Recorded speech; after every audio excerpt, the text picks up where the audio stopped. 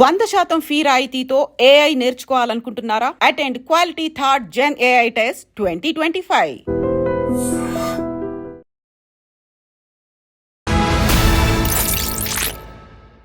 అందరికీ నమస్కారం. నేను Swaroopa Potlapalli. Welcome to iDream. రాక్షసులు ఉండేవాళ్ళు అని మనం విన్నాము, చదువుకున్నాము. అయితే ఇప్పుడు ఆ రాక్షసులు మనుషుల రూపంలో పుట్టారా అనే అనుమానాలు వస్తున్నాయి. ఈ మధ్య కాలంలో జరిగిన కొన్ని హత్యలను చూస్తుంటే అసలు వీళ్ళు మనుషులేనా లేకపోతే అసురులా అనే మనం కూడా మాట్లాడుకోవాల్సిన పరిస్థితి వస్తుంది. మీర్పేటలో భార్యని ముక్కలుగా చంపి ఓ వ్యక్తి ఆధారాలు దొరకకుండా ఎలా మాయం చేశాడో చూసాము. అలాగే ఓ వ్యక్తి అయితే తన భార్య మీద అనుమానంతో 7 నెలల గర్భిణి పొట్ట మీద కూర్చొని ఆమెని చంపేసి ఆ బిడ్డ బయటకు వచ్చేలా చేశాడు. ఇంకొక వైపు చూస్తే తమ కూతురు తమ చెల్లి కులాంతర వివాహం చేసుకుంది అని ఏకంగా బావనే మర్డర్ చేయించాడో బామ్మర్ది. ఇవన్నీ వింటుంటే అసలు మనం ఉన్నది మనుషుల మధ్యనా, మనం ఉన్నది సభ్య సమాజంలోనేనా అనే అనుమానాలు కలుగుతున్నాయి. ప్రస్తుతం నాతో పాటు సైకాలజిస్ట్ నళిని టీచర్ ఉన్నారు. ఇవన్నీ ఎందుకు జరుగుతున్నాయి, మనుషుల మెంటాలిటీ ఇంత ఘోరంగా ఇంత క్రూరంగా ఎందుకు మారిపోతుందో తెలుసుకుందాం. మేడం నమస్తే. నమస్తే అండి. చూసారు కదా అసలు ఈ భార్గవి కృష్ణ సూర్యాపేటలో జరిగిన ఇన్సిడెంట్ కావచ్చు, మీర్పేట భార్యను చంపిన ఉదంతం, అసలు నిండు గర్భిణి అయిన భార్య పొట్ట మీద కూర్చొని బిడ్డ బయటకు వచ్చేలా చేసింది.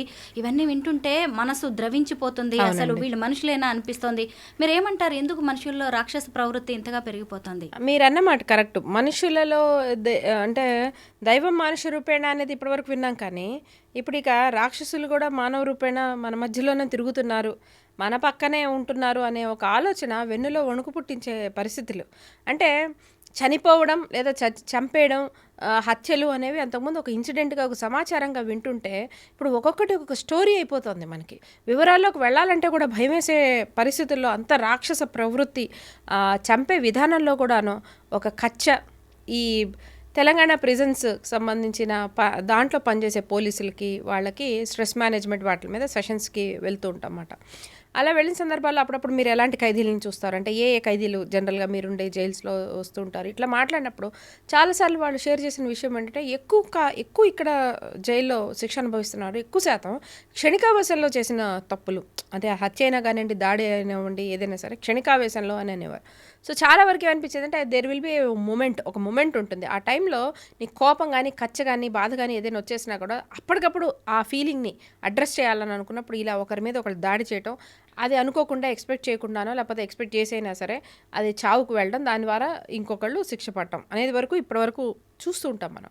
కానీ ఇప్పుడు ఈ హత్యలు చూస్తుంటే అసలు దాని గురించి యూట్యూబ్లో వాళ్ళు సెర్చ్ చేయటం ఏంటి, లేకపోతే ఏదైనా సినిమాలని ఆధారంగా తీసుకొని వీళ్ళు ప్లాన్లు వేసుకోవడం ఏంటి, మళ్ళీ వాటిని వేరే జంతువుల మీద వాళ్ళు ఎక్స్పెరిమెంట్ చేయడం అంటే ఏంటి అంటే ఇదేంటి, ఇది ఒక ప్రవృత్తి, పూర్తిగా అదొక పర్సనాలిటీ ట్రైట్ మాట.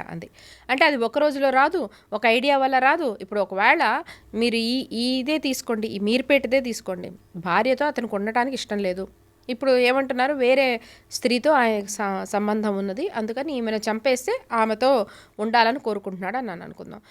ఆమెతో ఉండాలని కోరుకోవడం ఈజ్ వన్ టాస్క్. దానికి ఈమెను చంపే ఆమెతో ఉండాలని అనుకోవటం అదే అక్కడ బాధాకరం. ఆ చంపడంలో కూడా ఇంత అసభ్యంగా, ఇంత మానవత్వం తలదించుకునే విధంగా అతను ఆలోచించుకొని ఎంత ప్లాన్ చేశాడనేది ఇంకా అది ఎంత సైకోపాత్ ఆలోచన, అతను ఎంత సైకోపాత్లా బిహేవ్ చేశాడు అనేది ఆలోచించడానికి ఇంకా అంటే ఆ పర్సనాలిటీలో ఇంకెంత అబ్నార్మాలిటీస్ ఉన్నాయి అనేది వెనక్కి వెళ్తుంటే కనిపిస్తూ ఉంటుంది. 10 ఏళ్ళ పైన కాపురం చేసిన భార్యని మరో స్త్రీ కోసం వదిలేయాలని అనుకోవటమే ఒక పర్సనాలిటీ పరంగా ఒక మచ్చ ఇచ్చే విషయం అది. ఈ అమ్మాయిని వదిలేసి అటు వెళ్ళాలనుకోవటం, కుటుంబం ఉండంగా 2 పిల్లలు ఉండంగా మళ్ళీ దాంట్లో ఏమైనా చంపి వెళ్ళాలి. నీకు ఇష్టం లేకపోతే వాళ్ళు హ్యాపీగా డైవర్స్ తీసేసుకొని వెళ్ళిపోవచ్చు. ఆ అమ్మాయి పిల్లలతో ఉంటుంది, ఇతను విడిగా ఉంటాడు, ప్రాణం అయితే నిలబడేది కదా. అలాంటిది చంపాలని అనుకోవడం ఏంటి, ఆ చంపడంలో కూడా ఇంత క్రూరంగా చంపడం ఏంటి, ఇందులో కూడా ఎవరికి దొరకకూడదు అనే ఒక ఆలోచనతో చేసుకోవడం ఏంటి, ఇప్పుడు నన్ను పట్టుకుంటారా లేదా అని పోలీసులకే ఛాన్స్ ఇవ్వడం ఏంటి, ఎంత అసభ్యకరంగా, ఎంత అంటే మన ఎమోషన్స్ని మనం ఎంత రాంగ్గా డీల్ చేస్తున్నాము అన్నదానికి ఇవన్నీ ఎగ్జాంపుల్స్. నళిని గారు, హైదరాబాద్లో ఇంకొక ఘటన, అసలు భార్య కడుపులో ఉన్నది తన బిడ్డ కాదు అని ఒక అనుమానం వచ్చింది. ఇంతకీ ఇద్దరిది లవ్ మ్యారేజే.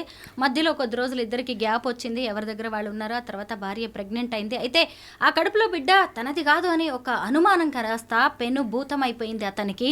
అయితే భార్యని చంపేశాడు, ఊపిరాడకుండా చేసి. తర్వాత 7 నెలల గర్భిణి ఆ పొట్ట మీద కూర్చొని బిడ్డ బయటకు వచ్చేలా చేశాడు. ఏంటండి ఇవన్నీ మనుషులు చేసే పనులా? అక్కడేమో భార్యను చంపేసి ఉడికించేసి పొడి చేయడం ఏంటి, మనిషిని చెరువులో కలిపేశాడు. ఇక్కడేమో బిడ్డ బయటకు వచ్చేలా చేశాడు.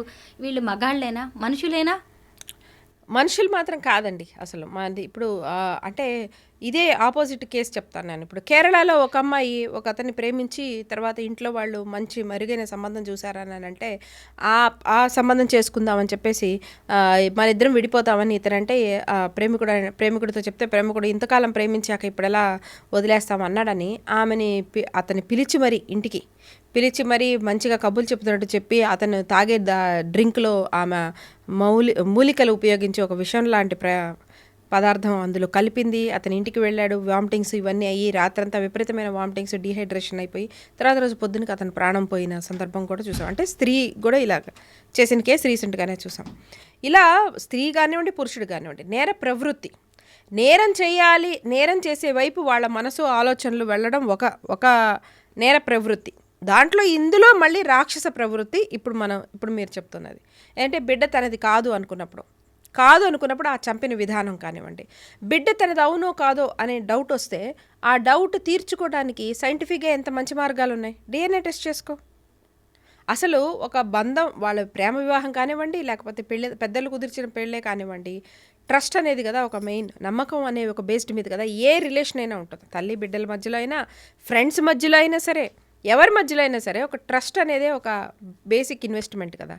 అలాంటి నీకు ట్రస్ట్ పోయినప్పుడు ఒకటి ఆ రిలేషన్షిప్కి అర్థమే లేదు నువ్వు నీకు అనుమానాలు వచ్చాయి.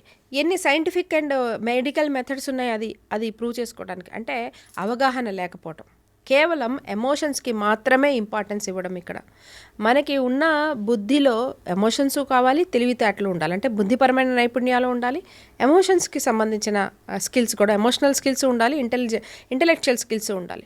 మనం ఎంతకీ కూడా ఎమోషన్స్కే వాల్యూ ఇస్తే ఆ ఎమోషన్లో డామినెంట్ ఎమోషన్ ఏదైతే ఉందో ఇక దాని పరంగానే బుద్ధి కూడా ప్రయత్నిస్తూ ఉంటుంది. అంటే చంపేయాలి అనేది ఒక ఎమోషన్ అనుకోండి. ఇప్పుడు తెలివంతా కూడా ఎలా చంపాలి, ఎంత క్రూరంగా చంపాలి, చంపితే ఎలా దొరక్కకూడదు అనేది బుద్ధి కూడా అలా ఆలోచిస్తుంటుంది. అదే మీరు బుద్ధిని ముందు పెట్టారని అనుకోండి, నాకు నచ్చడం లేదు ఈ రిలేషన్షిప్, నాకు ఈ వ్యక్తి నచ్చడం లేదు, ఈ బిడ్డ నాది అవునో కాదో నాకు డౌట్గా ఉంది, ఈ భార్య నాకు నచ్చడం లేదు అనే ఒక విషయం మీకు అర్థమైంది. ఇప్పుడు ఈ సమస్యను ఎలా డీల్ చేయాలి అనేది ముందు బుద్ధిపరంగా ఆలోచించారనుకోండి, ఓకే రిలేషన్షిప్ బాగాలేదు కాబట్టి డైవర్స్కి వెళ్ళిపోదామా, లేకపోతే ఈ అమ్మాయిని వదిలేసి వేరే రిలేషన్షిప్లోకి వెళ్ళాలనుకుంటే ఈ మ్యారేజ్ని ఎంత ప్రాపర్గా ఎండ్ చేద్దాము, ఈ పిల్లలకి మనం చేయగలిగిన న్యాయం ఏంటి, లేదు ఈమె కడుపుతో ఉంది కానీ ఈ బిడ్డ నా బిడ్డ కాదని అనిపిస్తుంటే నాది అవునో కాదో ఎలా టెస్ట్ చేసుకోవడానికి నా దగ్గర ఏం మెడికల్ మెథడ్స్, నేను ఎలా అప్రోచ్ అవ్వచ్చు, లీగల్ మెథడ్స్ నాకేమున్నాయి అని బుద్ధి అలా ఆలోచిస్తుంటుంది. అంటే అక్కడ కూడా నువ్వు నీ ఎమోషన్నే అడ్రస్ చేస్తున్నావు, కానీ నీ డామినెంట్గా పనిచేసేది ఏంటి అంటే బుద్ధి పనిచేస్తుంది. అలా కాకుండా నువ్వు ఎమోషన్స్కే ఇంపార్టెన్స్ ఇచ్చావనుకోండి, ఎమోషన్ అడ్రస్ చేయడానికి బుద్ధి మొత్తం ఉపయోగపడుతూ ఉంటుంది. తేడా అర్థమవుతుందా? మీ వెనకాల నేను నడుస్తానా, నా వెనకాల మీరు నడుస్తారా అన్నట్టు చేతిలో చేసుకొని నడవాలి. సహజమైన మామూలు మన రెగ్యులర్ రోజులో మనకి మానసికంగా ఉండే నైపుణ్యాలు, అంటే మన భావోద్వేగ నైపుణ్యాలు కానివ్వండి, మన బుద్ధిపరమైన నైపుణ్యాలు కానీ, రెండు చేతిలో చేసుకొని ఎక్కడ ఏది అవసరమో, ఏది ఎంత మోతాదులో అవసరమో మనం రెగ్యులర్గా అలా పనిచేస్తాం. ఎక్కడో డిస్టర్బెన్స్ వచ్చినప్పుడు మాత్రమే ఏదో ఒకటి డామినెంట్గా పనిచేస్తూ ఉంటుంది. ఒక సమస్య వచ్చినప్పుడు ఆ సమస్యని మనం బుద్ధి ఉపయోగించాలా లేకపోతే మనసును మాత్రమే ఉపయోగించాలా అనే ఒక నిర్ణయం తీసుకోగలగాలి. ఆ నిర్ణయం తీసుకోవాలనే విషయం ఎవరు నేర్పుతారు? అదే చైల్డ్హుడ్ నుంచి ఆధారపడి ఉంటుంది. చిన్నప్పటి నుంచి కూడా ఈ పిల్లల్ని ఎలా పెంచారు, ఏం చెప్పి పెంచారు, వీళ్ళ కోపం వచ్చింది, వీళ్ళకి వేరే వాడి మీద ఖర్చు వచ్చింది, వేరే వాడెవడో వీడిది ఒకలా చాక్లెట్ లాగేసుకున్నాడు, అప్పుడు వీడు వాడిని ఎట్లా అడ్రస్ చేస్తున్నాడు, వేరే వాడేదో వీడిని ఆటలో ఆడించుకోలేదు లేకపోతే ఓడించేస్తున్నాడు, అప్పుడు ఈ ఓటమిని వాడు ఎలా తీసుకుంటున్నాడు, ఫ్రెండ్షిప్స్ని ఎలా తీసుకుంటున్నాడు, రిలేషన్షిప్స్లో తేడాలు వస్తే ఎలా తీసుకుంటున్నాడు, వాడికంటే ఇంకొకరికి ఇంపార్టెన్స్ ఎక్కువ ఇస్తున్నారు అనుకున్నప్పుడు అరే నాకు ఇంపార్టెన్స్ తక్కువగా ఉంటుందన్న ఫీలింగ్ని ఎలా అడ్రస్ చేస్తున్నారు.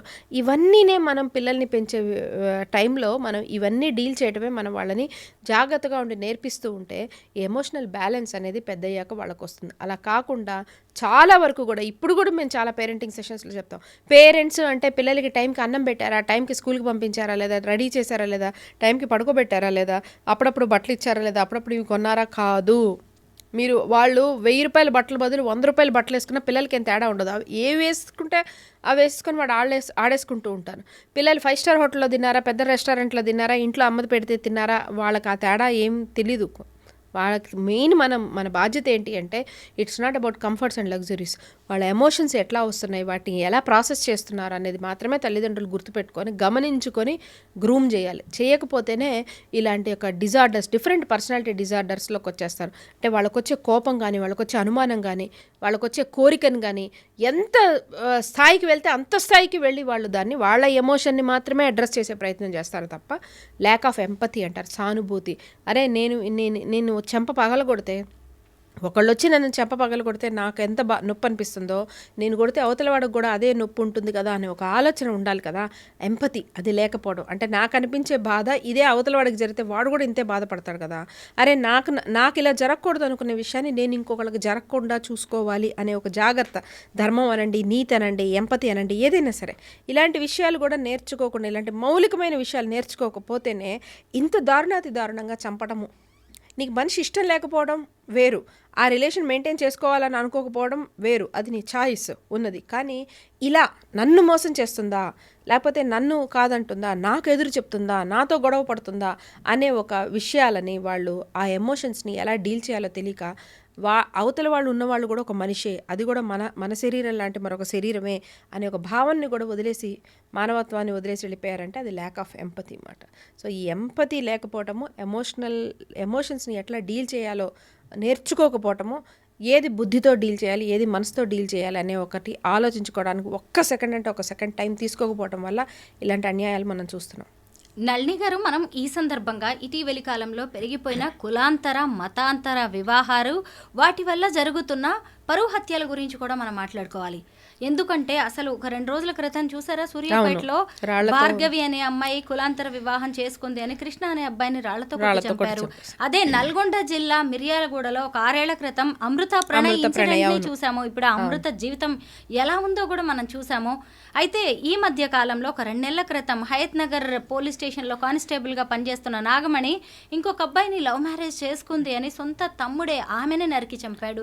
ఇదేంటంటే ఎక్కడుంది కులం, ఎక్కడుంది మతం, పరువేంటి మనిషిని చంపేసిన తర్వాత? ఎందుకు మనుషులు ఇలా ఆలోచిస్తున్నారు? కనిపించని పరువు గురించి కనిపిస్తున్న వాళ్ళ ప్రాణాలు ఎందుకు తీస్తున్నారు? అవునండి, ఇది ఏంటంటే సోషల్ స్కిల్స్ అని నేర్పిస్తాం మేము స్టూడెంట్స్ అప్పటి నుంచే కూడాను. అంటే నీ లైఫ్లో నువ్వు ఒక సెంటర్ పాయింట్ అయితే నీ చుట్టూ ఉన్న వ్యక్తులు ఏ వలయాలలో వస్తారు. అంటే చాలా క్లోజ్ వాళ్ళెవరు, ఒక మాదిరి క్లోజ్ వాళ్ళెవరు, నువ్వు ఎవరికి సమాధానం చెప్పుకోవాలి, నువ్వు ఎవరికి జవాబుదారీ ఉన్నావు, నీ పరువు, నీ ఆనందం, నీ సుఖ సంతోషాల్లో పాలు పంచుకునేది ఎవరు, ఇలా మనకు ఒక గ్రెడేషన్ ఉండాలి అనే ఒక నైపుణ్యాన్ని చిన్నప్పటి నుంచే నేర్పారు అనుకోండి. అంటే తెలిసినా కూడా, లేకపోతే ఆలోచించుకోగలిగినా కూడాను ఎవరికి మన లైఫ్లో ఎంత వాల్యూ ఇవ్వాలనేది అర్థమవుతుంది. ఇప్పుడు మీరన్న దాంట్లో కులానికి సంబంధించి వేరే కులం లేదా తక్కువ కులంలో ఎలా పెళ్లి చేసుకుంటే మనం మొహం ఎలా చూపిస్తాము, మన వాళ్ళు మన ఏమంటారు అన్న భావనతోనే, ఆ ఈగోతోనే ఈ పరువు హత్యలు అనేవి జరుగుతాయి. ఇక్కడ మనం మొహం ఎలా చూపించుకుంటాం, మనం తలెత్తుకొని ఎలా ఉండగలుగుతాం, మన నలుగురు ఏమంటారు అని అంటారు కదా, ఆ నలుగురు ఎవరు?